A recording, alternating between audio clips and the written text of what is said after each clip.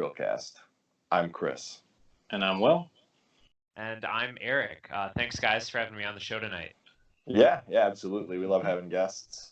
Want to tell a little bit about yourself, Erik?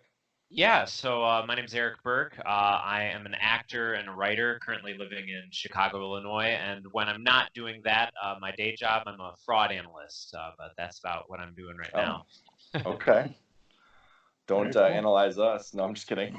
No, don't worry. Just don't steal credit cards and use them on websites. Like, then you're fine. Just oh man, that's what I do at night, man. That's how I make my side job work. Mm-hmm. I mean, you got to do what you got to do, but just don't do it around me. Alrighty. Well, we're gonna end the show real early today. No. Anyways, our first topic. It's kind of an interesting one because it kind of aligns with how I know Erik in the first place. We're talking about kind of the evolution of gaming. What used to be more of a personal kind of social thing where you did on your couch, aka couch co-op, is now become an online megalith where nobody sees anybody in person anymore. I know my first experience is playing games were with like my brother playing on the Super Nintendo, you know, failing at playing Mario Kart because we didn't understand what game over meant at the time. But hey, we all got to start somewhere, right? I mean, Will, you want to kind of talk about where you started? Yeah, I didn't start with the 2D side scrollers. I started with the 64, so it was already in 3D. And basically, I had Star Fox and 007 play with my brothers. It was amazing. I love those games. And then, you know, going from there, do you want me to jump into like the evolution of into 3D and multiplayer now? Why don't we give Erik a quick little talk and then we'll jump. Yeah, well, those are the two that I started with. So. Yeah, my first experiences with like video games ever were my cousin had an NES, and we always played the Super Mario Brothers 3 co-op, which actually you took turns. It was like someone played Mario, then someone played Luigi. Then the one that we actually played together a lot was Contra. So that was like my first, like, oh, there's like two of us on the screen at the same time, and like how crazy that was. It's like a little kid. Growing up, I eventually got like an N64, and it was always hard, like convincing like my sisters to like play with me. So I ended up, you know, going to like friends' houses, played a lot of like Super Smash Brothers, like stuff like that. Then as I got into like high school, you know, that's sort of when I got into like Steam, and that's sort of when like the idea of like sitting on a couch with someone and playing a game kind of went away. Because now it's like all my friends are like here on Steam, and I can just play with them, but it's something special when you are sitting next to someone like playing Halo or playing a game or whatever, as opposed to like, you know, sitting on Discord or Steam or whatever. There's something special about in-person multiplayer. Which is why Halo 5 sucks. Yes, one of the many reasons. Yeah, many. Yeah. One of several. Anyways, I mean, when you look back, right? I mean, Erik and I were friends in middle school. That's kind of where we met. That's how we met. More, yeah. I mean, we were in Raisonville together, I think, right? But then Raisonville Elementary School. Man, that was so long ago. But we used to play even couch co-op. I mean, not couch co-op, but more like taking turns playing some Fire Emblem Path of Radiance on the GameCube. Oh my gosh. Yeah, that was so much fun, like playing like Fire Emblem together, and it's like. And that's such a single-player game, so we had to like make up our own. So it's like, all right, you take like these units, and then I'm gonna take like these units, and we're gonna like work together. Exactly. But yeah, going from the Super Nintendo, right? That's where we all kind of started. 2D, 8-bit, 16-bit, except for Will at the N64. Yeah, for me, I kind of skipped the Super Nintendo. I went from like NES to like N64. So right. Totally skipped. Well, the N64 is great for the 20 games that people played. But I went from, we played the Donkey Kong Country, same idea where you take turns between, boom, I'm playing this round, then you play the next round. Because that's kind of how the two-player worked until the N64, aside from like racing games, Mario Kart, those types of things, a couple fighting games on the Super Nintendo. But then you get platformers where you can both play at the same time when you get to the N64, right? Or like GoldenEye, multiple people are playing shooting games at the same time. And then you get the Battle Royale type thing where you got like the multiplayer on the maps with 007, right? I mean, Will, that's what you guys did, right? Yes. We used to play with the bots and everything too. Sorry about that. Slight delay. All right, so we cut out where we were talking about GoldenEye, right? 007. Yeah, oh man, GoldenEye was so much fun. I actually never owned GoldenEye. I always had to go to like my cousin's house to like play it. I remember we had to like. Oh, go ahead. I was just saying, and I think everyone house ruled this in at some point. Is like you weren't allowed to play Odd Job because his hitbox was so short that like normally holding your gun, you would just shoot over his head, and everyone's like, "You can't play Odd Job. That's so cheap. That's cheating." So, funny story. A lot of people would talk about GoldenEye. I did not play GoldenEye till I turned like 22, and we were all drinking and playing it. Unacceptable. Like, I swear to God, that was the that's first time I've acceptable. ever played it. You were like christened into it later, so that's acceptable. So, like, I had already had experiences with Halo, Call of Duty. So I get into this, and I'm like, what the heck? Like, this is like so primitive compared to what we play now. You know what I mean? Like, I just don't have the nostalgia that you guys have now because I'm looking at it from modern perspective, right? Like, I just couldn't do it. If you beat the game, man, the girl kisses you and her leg goes up in the air. It's awesome. Yeah, it's like that was seriously as like a 4-year-old. That was amazing. That's the top, you know. Oh my god, it's like clearing Metroid with like 40% of the weapons. Oh yeah. Metroid Fusion was like a time. Like Metroid Fusion, you didn't even beat the game. I remember as a kid, I got it for Christmas, and when you died, you saw it, and I was like, whoa, like this isn't right. I shouldn't be watching this. All those pixelated graphics, huh? So let's get back on topic here. Yeah, back on task. This happens all the time. That's okay. This is fun. So going back, so 007 was kind of the first-person shooter multiplayer experience, right? And then you get to like Pod Racer. It, to me, was iconic for racing. Pod Racer was great. Oh God, I love the N64 Pod Racer game. It's so good. I don't think they've ever produced a better pod racing game ever. That's a fact. Because I mean, it's on Steam now. The original N64 version was converted to a Steam game, and they did it on the Dreamcast. And then they made Star Wars Racer Revenge on the PS2, which is not. Every review for it says they tanked the game because they took racers out. They lowered the story level of it. There's less races. It's about Sebulba taking his spot back as the #1 pod racer. Who cares about that storyline? I mean, that could have been. It could have been interesting, but it was just kind of like, what? Yeah, like the rest of the game was just kind of like, why is everyone okay? There's like no race. There's like no one left pod racing. It's not very hard to like get back to be #1. Right. Yeah. Now that Anakin's gone, who's gonna challenge Sebulba? But yeah, I love it. It's like the best. One more race. That'd be a good movie. It's like he's coming back for one more race. Let's put was it James Earl Jones in a pod racer? You know, Darth Vader coming. That would be awesome. I am your daddy. It's just always like, whoa, no. Oh my gosh. But then after you get past the N64, right, we're still in the golden age of couch co-op. We get to like the GameCube, the PS2, the Xbox, right? Xbox is where you hit live. But live with couch co-op still possible, right? Yeah. Because Halo 2, I could have a bajillion people with me in the lobby in the same room as me. Yeah, I remember like in high school, it wasn't Halo 2, it was Halo 3, but you could still have like parties with like your 360s, and I remember it would be like me and like Patrick and Rudy. I don't know if you remember them. We used to go in Patrick's basement, and we'd all bring our consoles, and there'd be like 3 TVs and like 12 people playing. It was so much fun. How was I not invited to this? I don't know. Yeah. I mean, that sounds like something I would have done.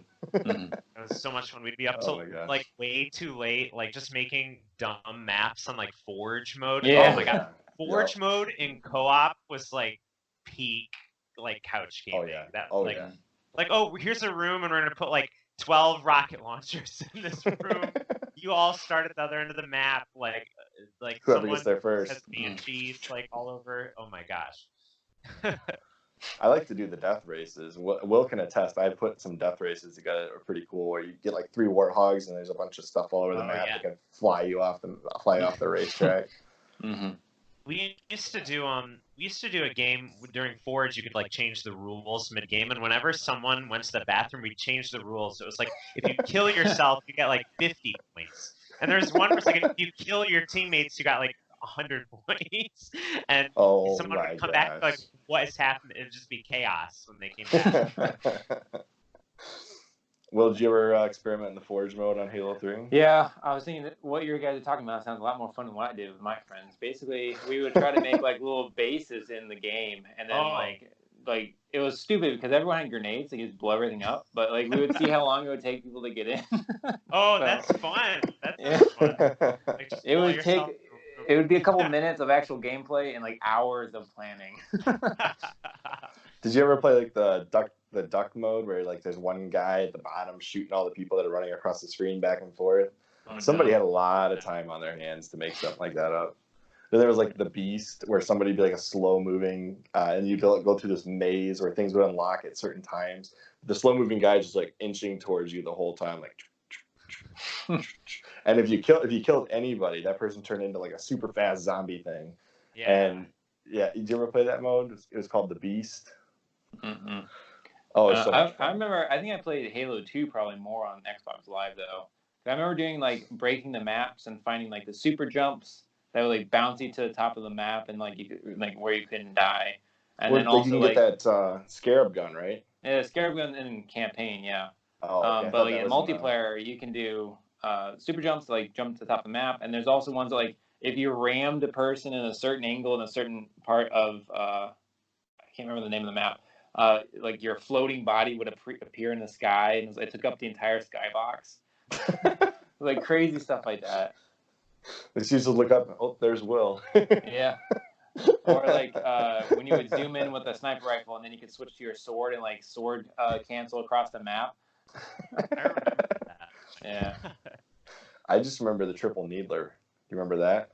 I don't think I ever did that one though. So you would take a needler and then you swap to your alternate weapon. It had to be a dual wielding weapon. You pick up a needler as your alternate weapon, and then you could swap for a third needler as your primary. So you'd have like the needles would be coming out of both hands, right? And the third one, I don't know why this happened, but they would come out of your crotch.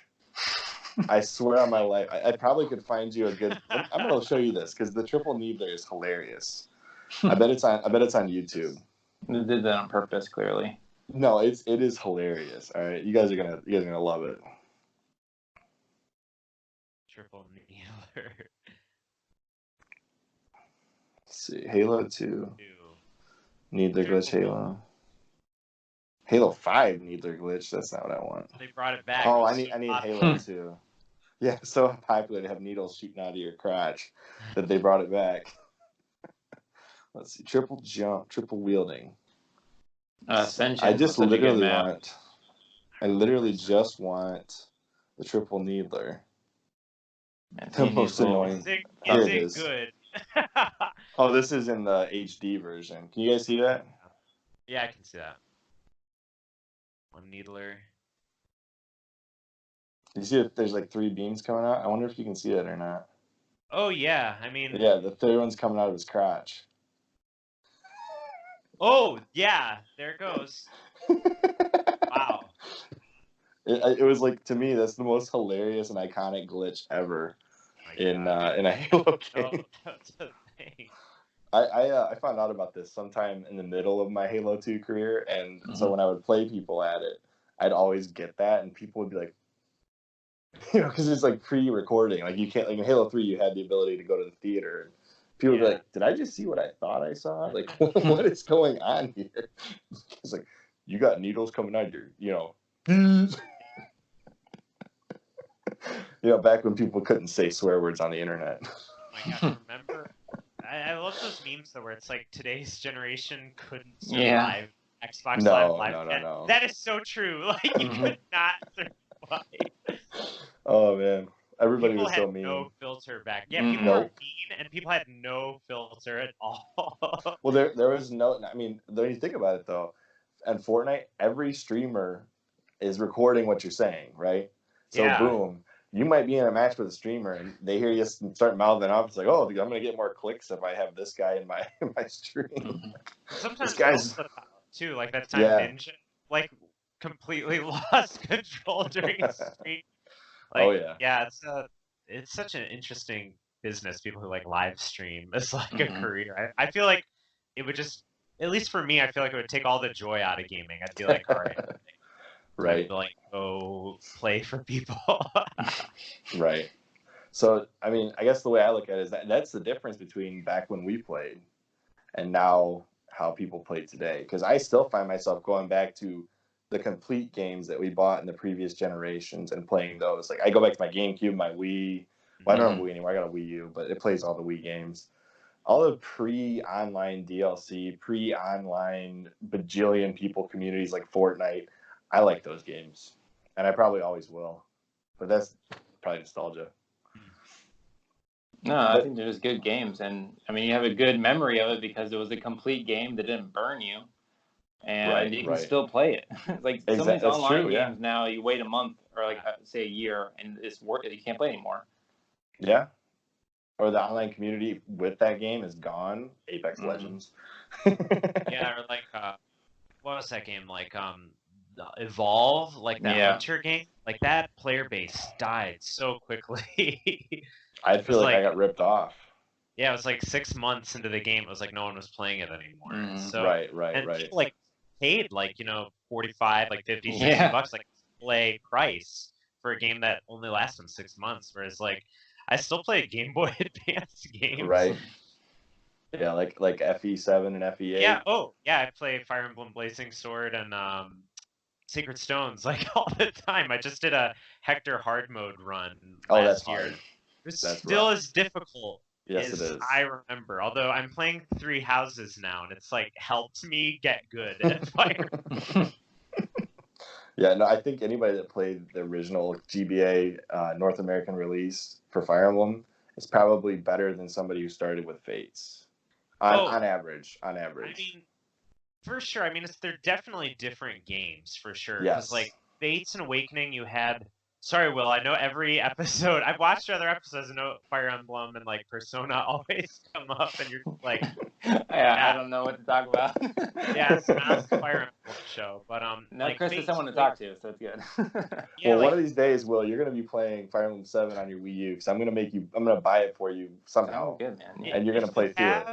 If you have a Switch, I highly recommend Three Houses. I picked it up on Friday, and it's all I've been playing. Like, it's hoping I'm like a little over 20 hours into the story. There's like 3 or 4 campaigns. It's crazy, and it's like character focused, so it's very, very old school Fire Emblem, which is like, as we were saying, like in the old school Fire Emblem games, like characters were locked to like one class.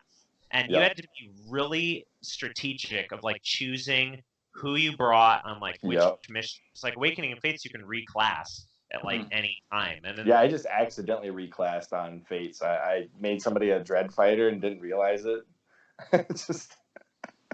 They gave me like a bunch of free stuff for buying the special edition, I guess, or maybe it's just what they gave to everybody in the DLC. But I didn't realize when I clicked one too many A's in a row, and I ended up making a character that has no business being a Dread Fighter. They just get like creamed. It was a Diviner. I made a Diviner a Dread Fighter. Oh, yep, so they had no strength. No defense, no strength.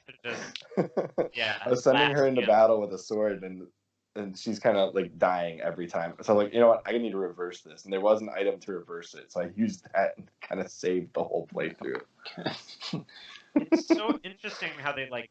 So something that, like, if you guys have played Three Houses, like, the whole sort of premise of the game is it's like you're a professor at this, like, school. And something they've added in so many wonderful mechanics. And one of them is, like, the characters who are your students, like, they can reclass at any time, but some of them will be like, hey, like, I'm going to school to be a mage, but I want to learn swords. And you're just kind of like, okay, like, I guess I'm going to train you how to use swords now. Or like, oh, you want to be a Pegasus Knight now? Okay, time to learn how to fly. Like, so it definitely is like, oh, and I just like, I'm like, I want to make all the characters happy. So whenever they're like that, I'm like, okay, sure, I can use 4 Myrmidons. Like, that's great. I don't need them, but I'll use them, whatever. Yeah, high crit rate, that's what I'm going for. There you go. Just roll into battle. All I have is Myrmidons, like 30 of them. No, it's like each I'm house. joking. Oh yeah, no, and each house kind of like so I'm playing. So you choose a house, and there's like the black eagles, like the blue lions, and like the golden deer. And when they start, they're all kind of like one class heavy. Like the black eagles are a ton of like mages, and like the blue lions are like a ton of cavaliers, and then like the golden deer are a ton of archers. But like as the game progresses, you can like choose what people are like good at, like what you want in like a team. And you can recruit other people from like other houses at any time. It's really fun. I'm really enjoying it a lot. So highly recommend.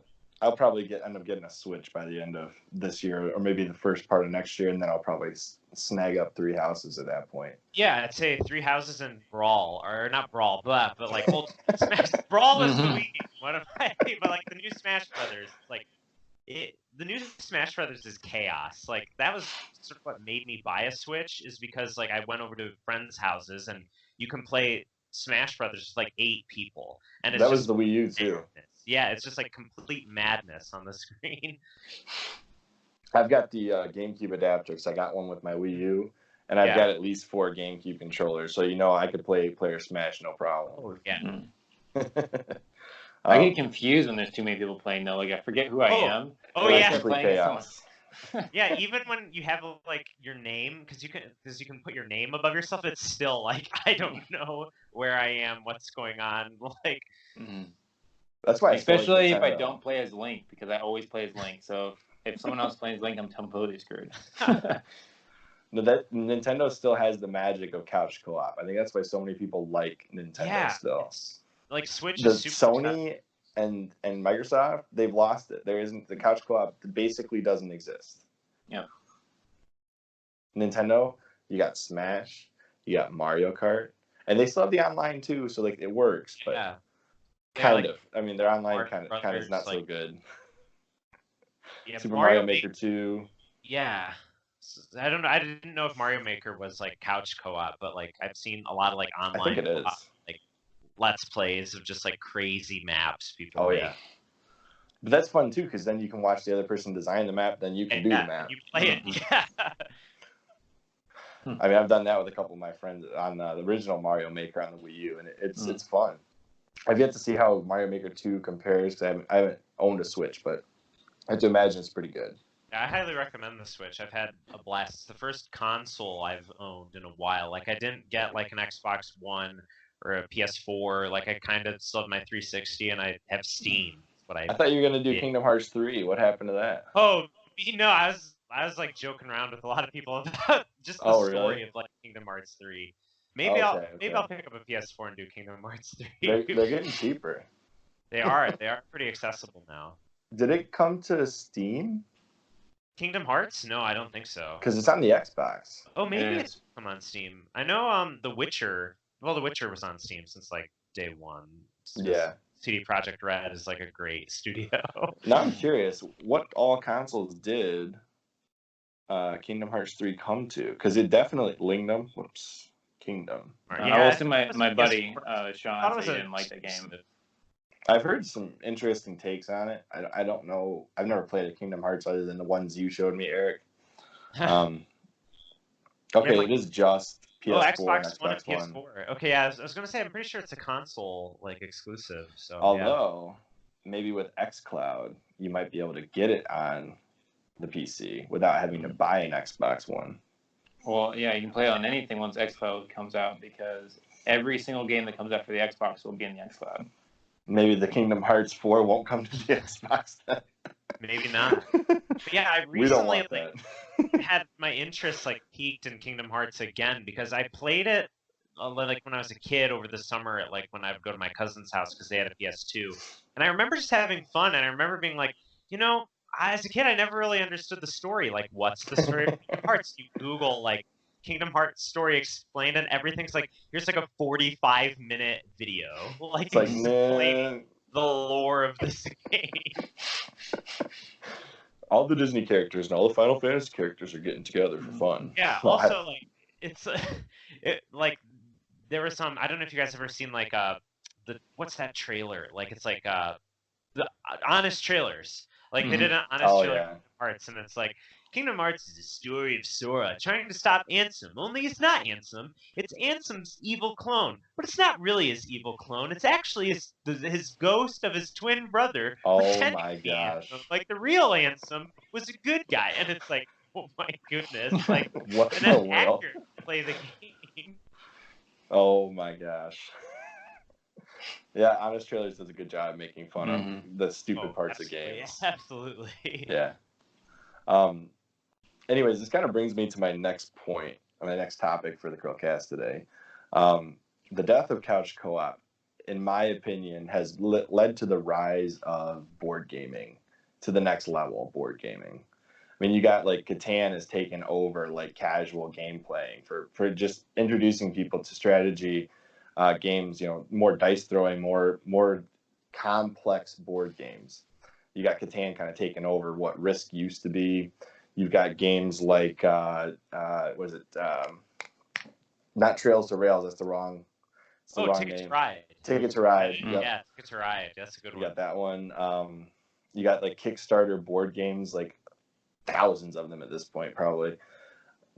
I just think it's amazing how the death of couch co-op, in my opinion, has led to lots more intimate board gaming, 4-hour sessions with the friends instead of what used to be Halo or like Super Smash or something like those types of games. Now you're seeing, hey, let's have game night, and it's board games. Yeah, like I didn't even play board games up until my PhD, and then it's like there's nothing else to really do with my colleagues, so I play board games. Did you see that in Chicago, Eric? Are you in Chicago still? Yeah, I am still in Chicago. Board games are like, we're definitely in like a board game renaissance. I don't know whether it's like, the death of like couch co-op necessarily and just my experience, but I feel like board games are more approachable, I think, to a lot of like casual players. There's actually a place here in Chicago called the Dice Dojo, and they have the largest board game library in the Midwest, I believe. And every Wednesday night, like from 6 to 10, it's called their free play session, and they have like copies of games that like you can play in the store that aren't really for sale, and like literally like dozens and dozens and dozens of people will show up, and they'll like bring beer, and they will like play board games with like strangers. And I don't know like what sort of rose to it, but there's so many like great board games now. Like I think tabletop games now are really big. Like I play a lot of Dungeons and Dragons and like Call of Cthulhu. Like Dungeons and Dragons is like super cool to like play now. And it never was before. Awesome.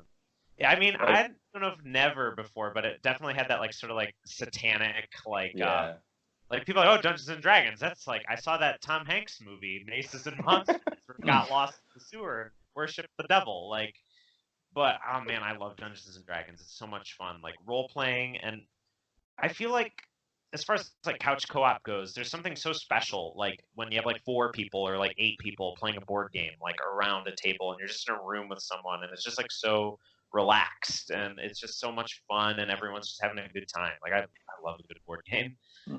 So, and the other thing with board games is there's nothing pressing you to do it quickly. Exactly. In a video game, there's a time limit, or there's like a limit to the number of players. Where like board gaming, you can probably find a game that will accommodate the number of players you have. You can do like team games too. Like there's some games like Risk, where people team up and be like, all right, we're on this color and we're gonna take over these countries. Like like the co-op board games are surprisingly fun.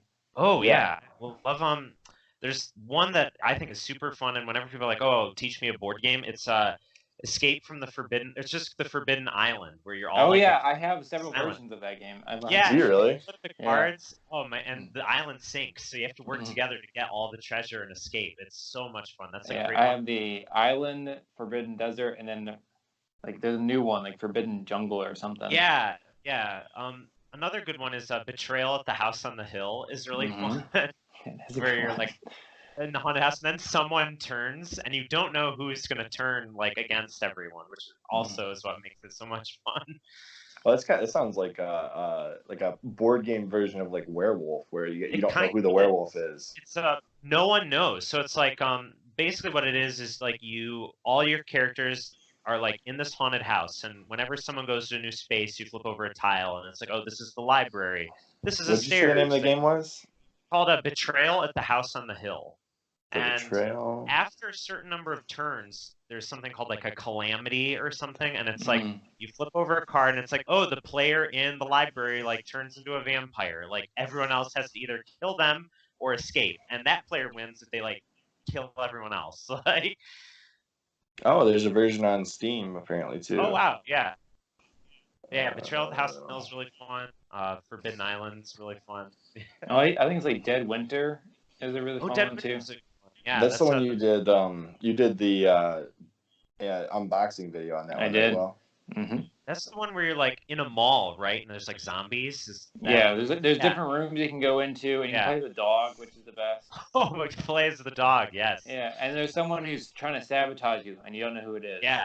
Oh, that's so cool. Like kind of Pandemic's also kind of like that. Like if you played Pandemic with all the expansions, one of the classes you get is like a bioterrorist. So for everyone else is like, to cure this disease, you're like, we have to fuel and feed this disease.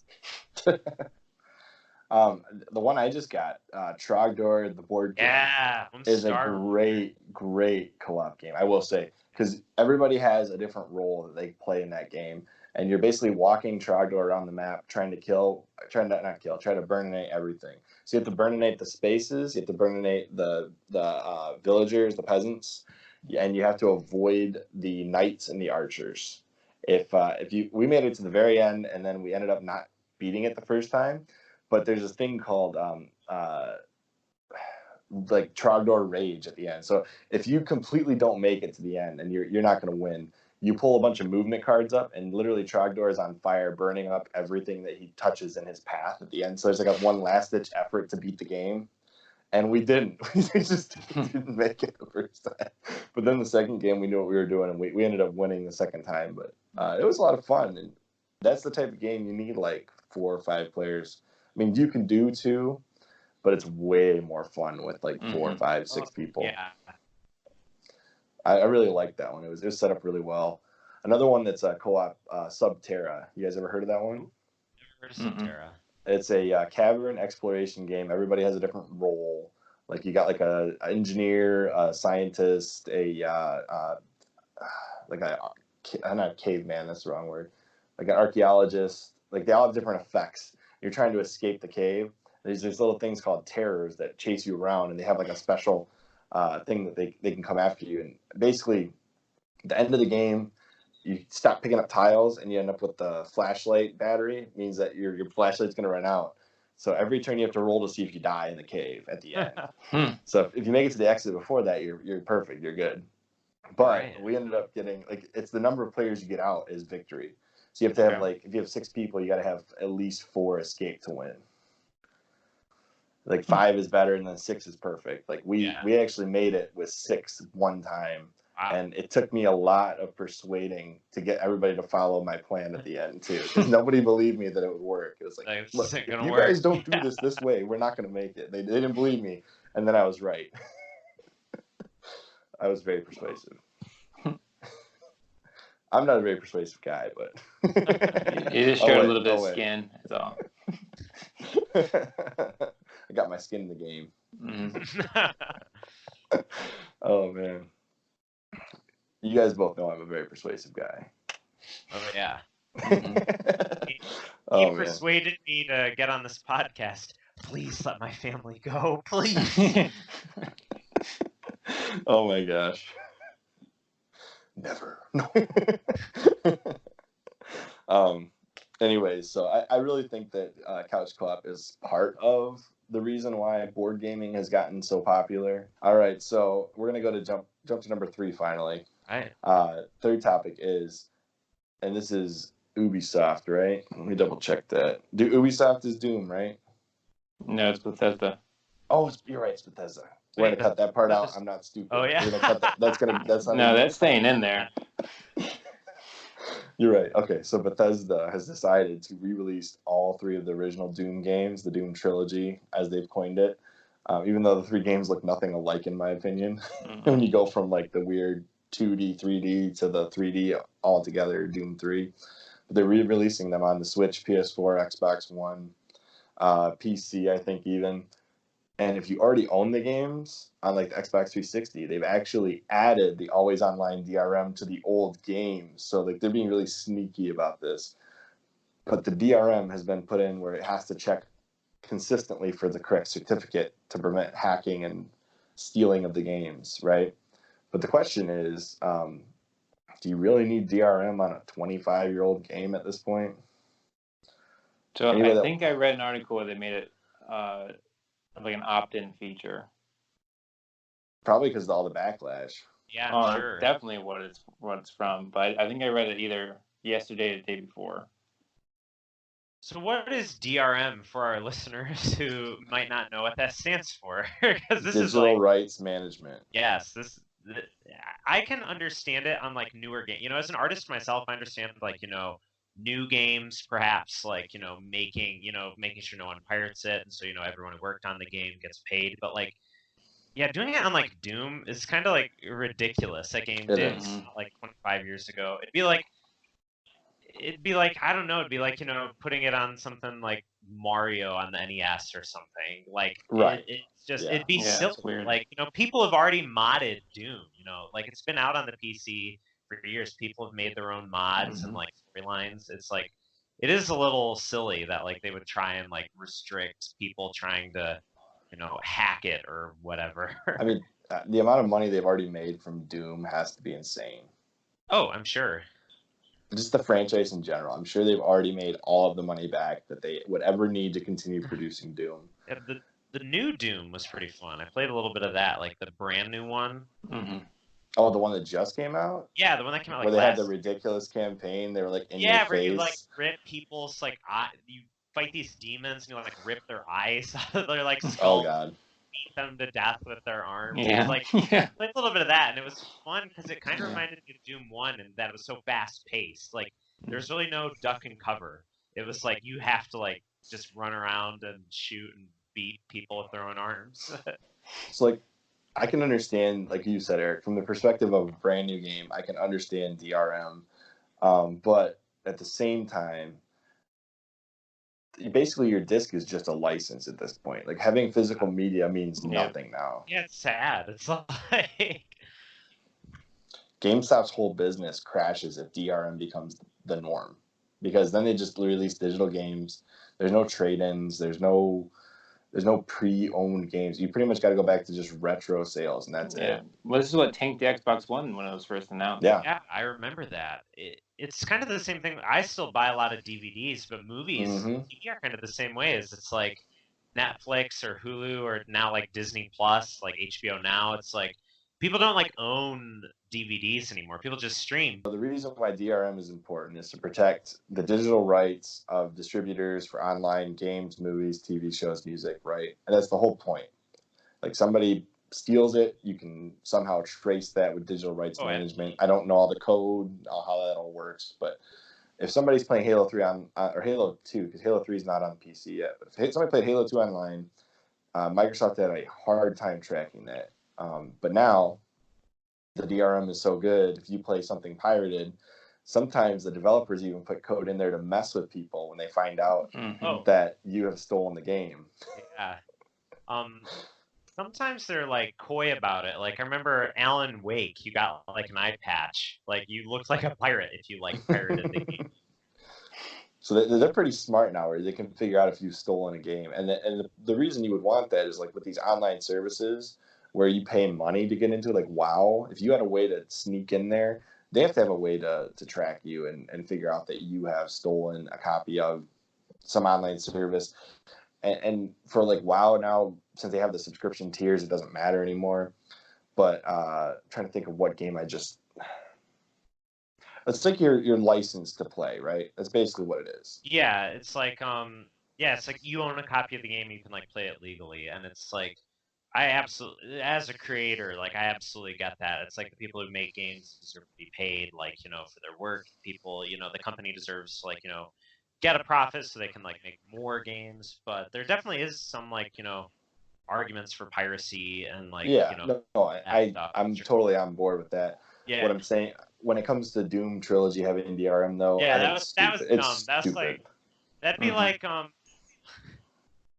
I don't even know what that'd be like. That'd be like putting like a license in like a book. Like I don't know, like be like you need a license to read like Sherlock Holmes, like something that's been out for like 100 years. Like you need or like to something that's easily available in PDF form on Google. And Doom is like easily available. Yeah, like yeah, pretty much. You can get Doom anywhere.